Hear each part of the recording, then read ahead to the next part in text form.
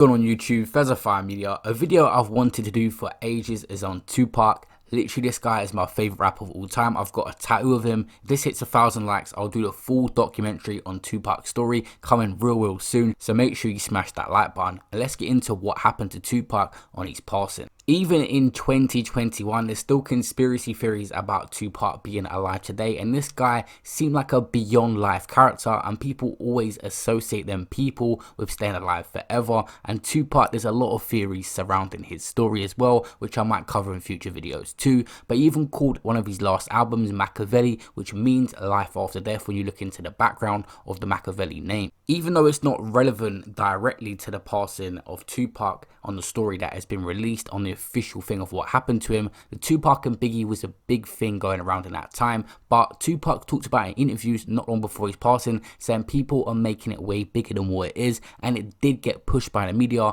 into an out of control place. Tupac's passing happened on the night of a Mike Tyson fight where Tupac was attending, and these guys become pen pals in jail and built up a relationship, and Tupac was coming to support Tyson. Mike Tyson actually said years after Tupac's passing that he felt guilty because he died just a couple hours after his fight.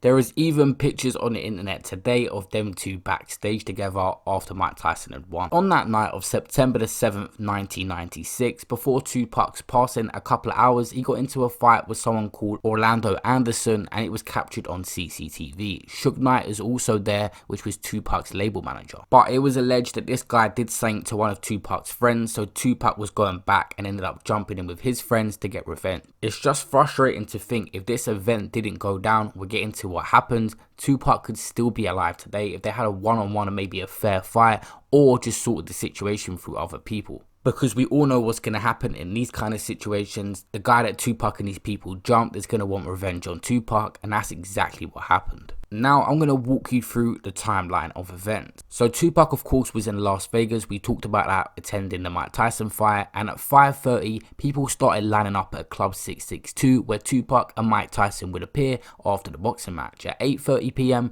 people started leaving the Mike Tyson fight, which was held at MGM Grand, and Tupac attended the fight, which started at 8 p.m. and Tyson was declared the winner 109 seconds after being in the ring.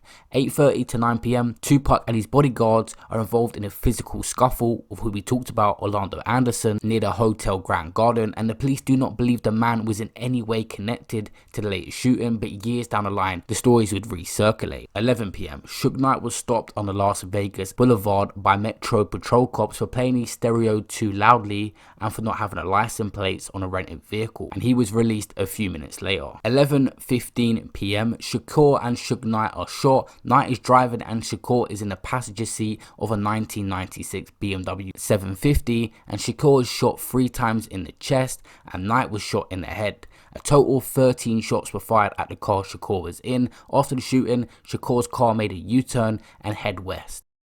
Police reached the car on the strip where it was caught in traffic at Harmon Avenue, and an ambulance there picked up Shakur and Knight, taking them to University Medical Center where Shakur underwent the first of 3 operations. His right lung was removed to stop internal bleeding. We're going to get into what exactly happened on why people had that motive to do that to Tupac and who was involved in a second, but an interesting fact about this story is that it was allegedly fans that drew the people that shot Tupac to him. So some fans, some ladies see Tupac and was screaming his name.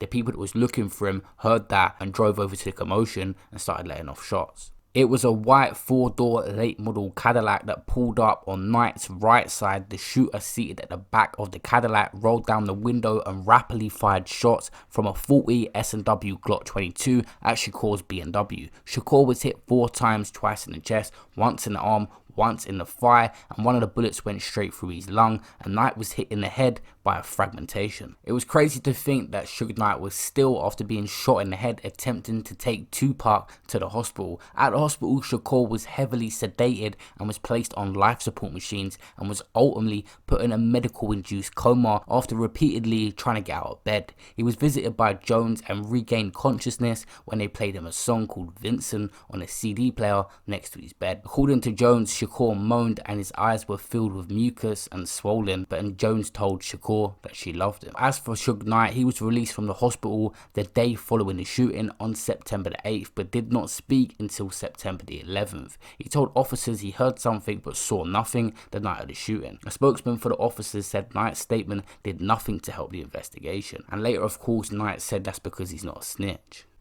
And of course, Tupac had little respect for the police as well. In 2014, a police officer who claimed he witnessed Shakur's last moments said Shakur refused to state who shot him when the officers asked Shakur if he saw the person or the people that shot him. Shakur responded by saying "F you" to the officers as his last words, but it's also said paramedics and other officers present at the scene did not report hearing Shakur say those words, nor did Knight or Alexander, who were also present.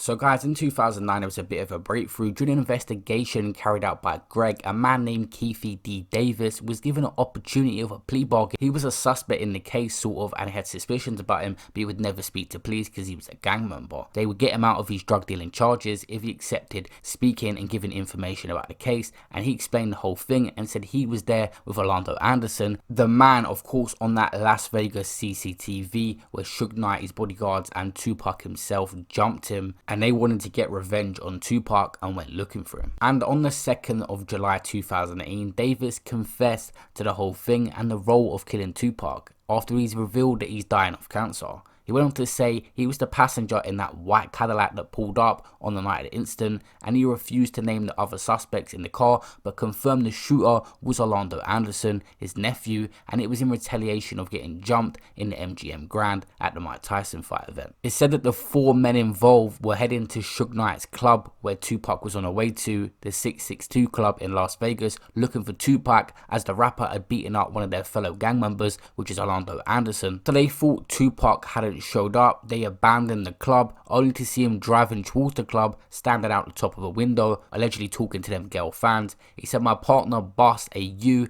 Davis tells the camera. "When we pulled up, I was in the front seat." Davis said shots come from the back, but does not know the shooter.